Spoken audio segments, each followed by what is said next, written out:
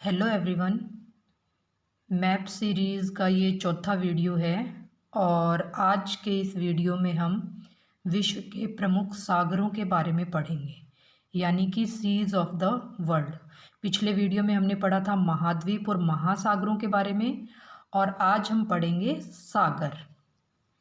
तो आइए शुरू करते हैं।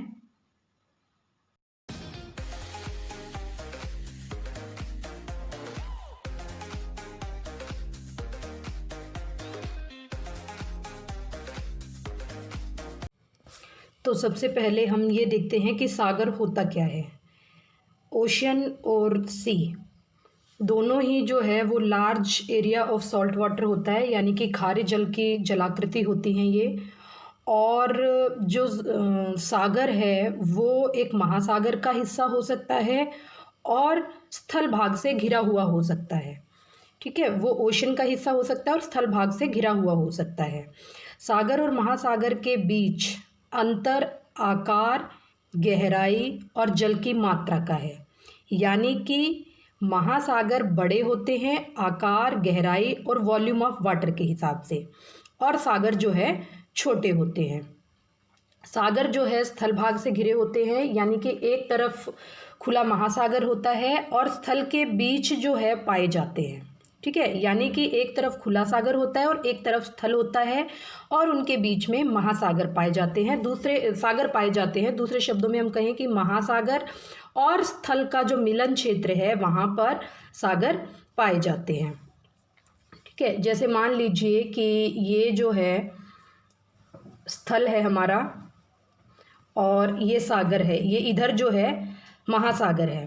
तो ये अगर खुला महासागर है, ये वाला एरिया खुला महासागर है और ये स्थल है, तो इनका ये बीच का जो मिलन क्षेत्र है यहाँ पर सागर पाए जाते हैं। ठीक है, इसमें जो है अब यहाँ पर क्या होगा, आप देख रहे हो कि गहराई भी कम है, वॉल्यूम ऑफ वाटर भी कम है, गहराई भी कम है और इसका आकार भी छोटा होगा।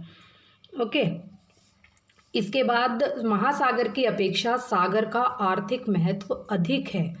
आर्थिक महत्व कैसे अधिक है? क्योंकि जितने भी समुद्री संसाधन हैं वो सागरों में प्रचुर मात्रा में पाए जाते हैं, चाहे वो मत्स्य संसाधन है या अन्य प्रकार के जो खाद्य पदार्थ समुद्र में मिलते हैं।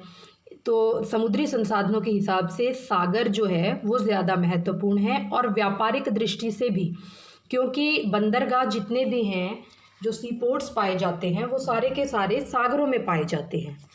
ठीक है, और इन्वायरमेंटल पोल्यूशन जो है वो सागरों में अधिक होता है।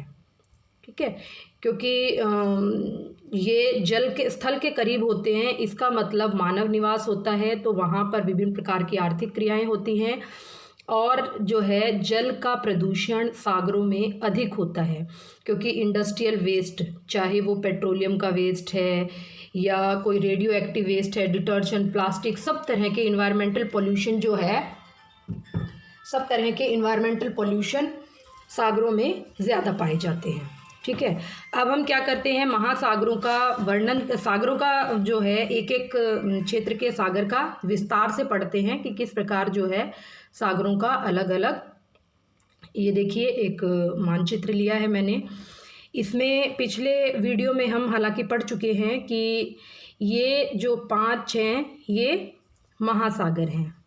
ठीक है, यहाँ पर आर्कटिक ओशन होगा, आर्कटिक ओशन, और यहाँ पर सदर्न ओशन। ठीक है, Pacific Ocean, Atlantic Ocean, Indian Ocean, Southern Ocean and then Arctic Ocean, ये 5 जो है महासागर पाए जाते हैं। अब हम सागरों का जो है वर्णन देखते हैं और इनको मैपिंग के साथ जो है पूरी तरह मेमोराइज करने की कोशिश करते हैं। मैपिंग में आपको एक चीज़ ध्यान रखनी है कि लगभग जो स्थलीय आकृतियां हैं उनके आधार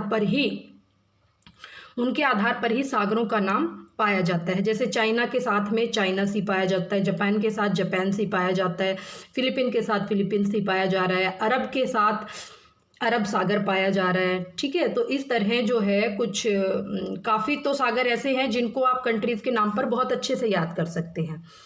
तो आओ शुरू करते हैं। हम पहले अमेरिका के आसपास जो सागर हैं उनको देखते हैं। ठीक है, उनको देखते हैं। अब यहाँ पर सबसे ऊपर अमेरिका के अलास्का के ऊपर जो है यहाँ पर ब्यूफोर्ट सी है, ठीक है, यहाँ पर चुकची सी है, यहाँ पर बेरिंग सी है और यहाँ पर गल्फ ऑफ अलास्का है।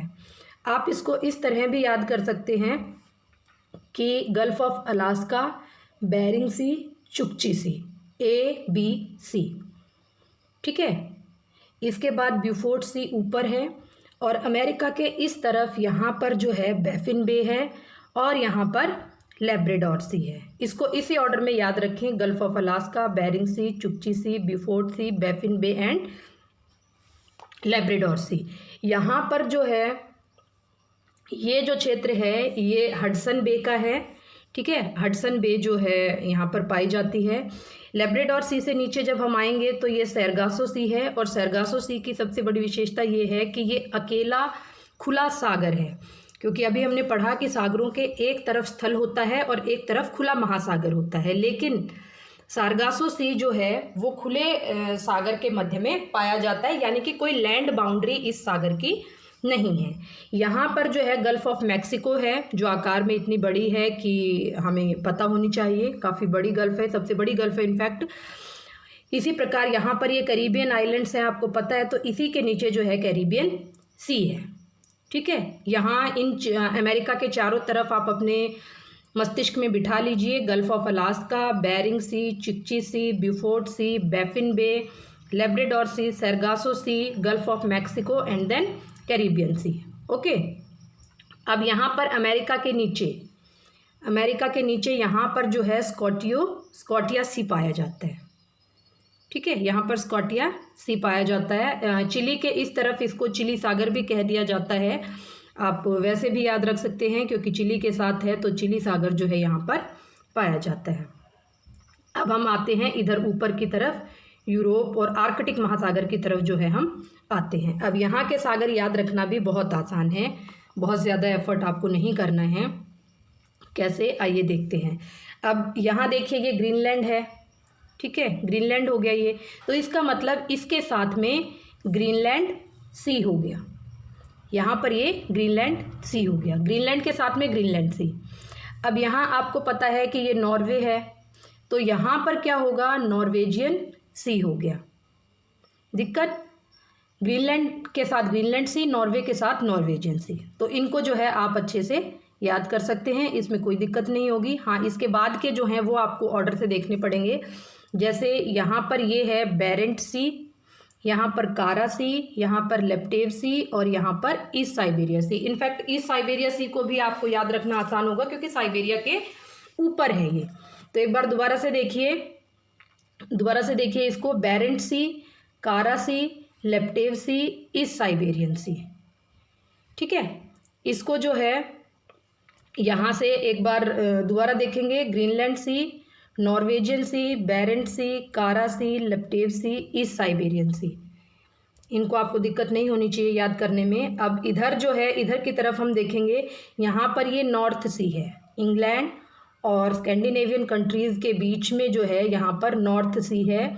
यहाँ पर हम देखेंगे कि ये बाल्टिक सी है, इसके मध्य में, ये इधर जो स्वीडन, डेनमार्क, फिनलैंड के बीच में जो है यहाँ पर बाल्टिक सी है और यहाँ पर ये जो है वाइट सी है, ओके। तो यहाँ इसको आप इस ऑर्डर में याद रखेंगे, North C, Baltic C and then white Sea, okay. अब यहाँ पर नीचे ये जो हिस्सा है ये मेडिटेरेनियन सी का है, ये पूरा जो है मेडिटेरेनियन सी कहलाता है। इसके और भी कई हिस्से हैं, यानी कि मेडिटेरेनियन सी में और भी सागर पाए जाते हैं, इसलिए इसका एक डिटेल्ड मैप मैं अभी इसके बाद आपको करवाऊंगी। अभी आप ये देख लीजिए कि मेडिटेरेनियन सी है और मेडिटेरेनियन सी कनेक्टेड है अटलांटिक ओशन से यहाँ पर जिब्राल्टर जल संधि के द्वारा, और दूसरी तरफ ये इंडियन ओशन से कनेक्टेड है यहाँ पर जो स्वेज नहर पाई जाती है उसके माध्यम से। तो इस प्रकार इंडियन ओशन और अटलांटिक ओशन से मेडिटेरेनियन सी जो है जुड़ा हुआ है। यहाँ पर ये जो है ब्लैक सी है, इधर कैस्पियन सी है, ओके। अभी इसको डिटेल में जो है एक डिटेल मैप पर मैं आपको दिखाऊंगी, पहले इस मैप का पूरा देख लेते हैं।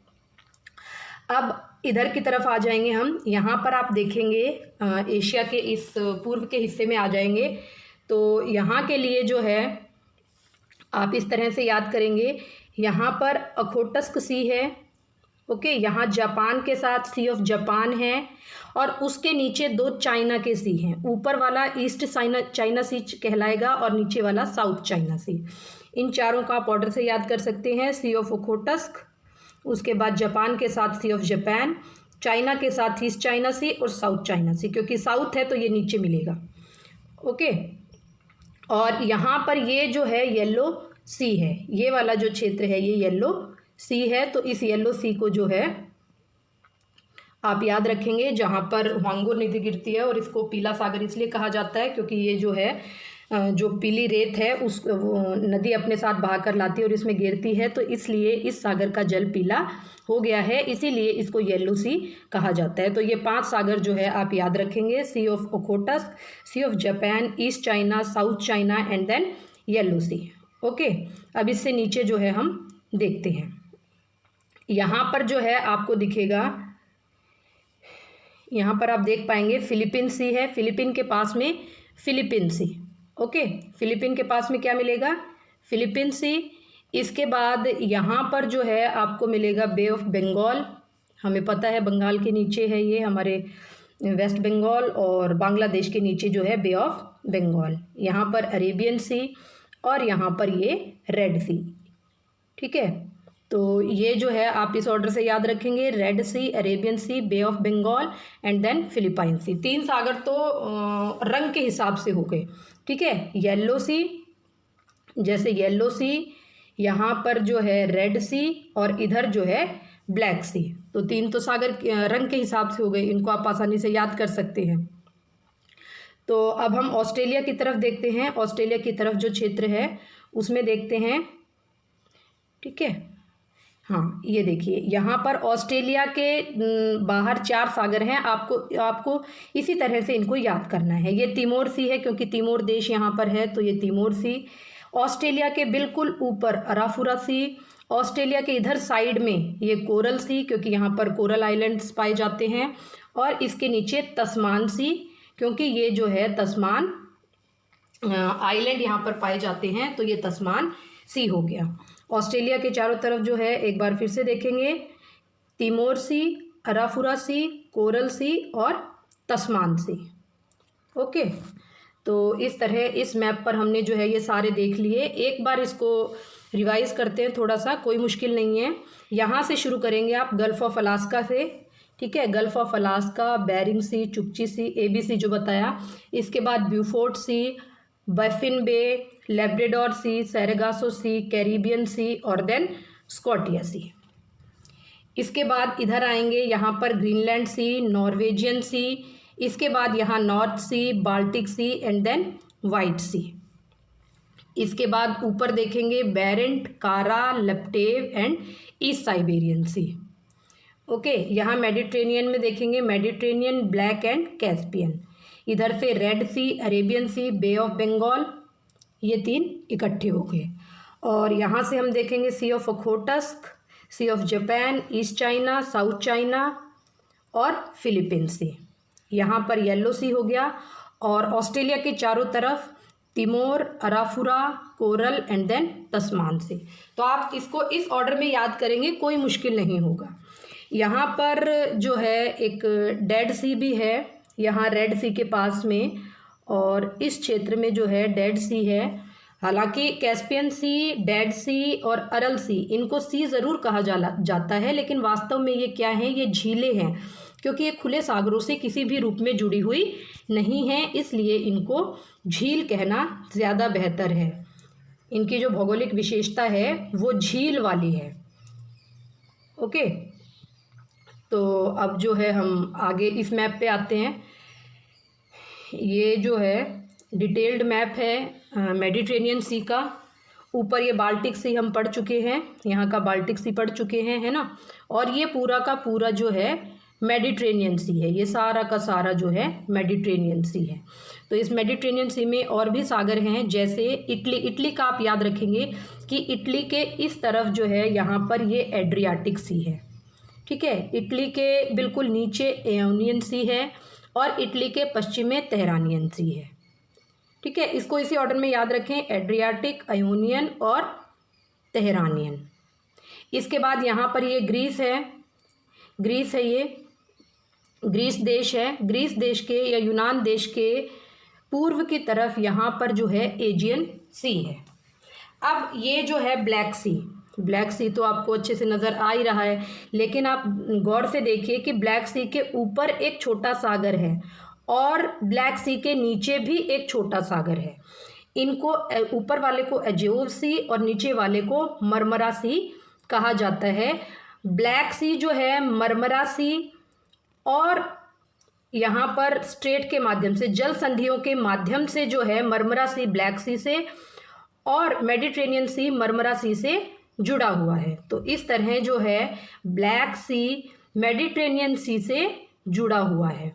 ओके, और यहाँ जो है आप देख ही रहे हैं स्ट्रेट ऑफ जिब्राल्टर है, जिसके माध्यम से मेडिटेरेनियन सी अटलांटिक ओशन से जुड़ा हुआ है और नीचे स्वेज कैनाल के द्वारा ये इंडियन ओशन से जुड़ा हुआ है। यहाँ पर कैस्पियन सी है, ये कैस्पियन सी है और ये जो है अरल सी है। ये दोनों ही वास्तव में सी ज़रूर है इनके आगे, लेकिन ये झील है, अभी मैंने आपको बताया था। इस वीडियो को अंत तक देखने के लिए धन्यवाद और उम्मीद करती हूँ कि ये जानकारियाँ आपको पसंद आई होंगी। मैपिंग के साथ चीज़ों को पढ़ना बहुत ज़रूरी है, आपको याद करना सहज आसान हो जाता है और कुछ चीज़ें अपने आप दिमाग में छपती चली जाती हैं। एक बार आप मैप से दोस्ती कर लेंगे, मैप को अपने जहन में बिठाना शुरू कर देंगे तो कुछ चीज़ें बहुत आसान हो जाएंगी। तो आप जो है मैपिंग के साथ इन चीज़ों को पढ़ें। All the best, bye.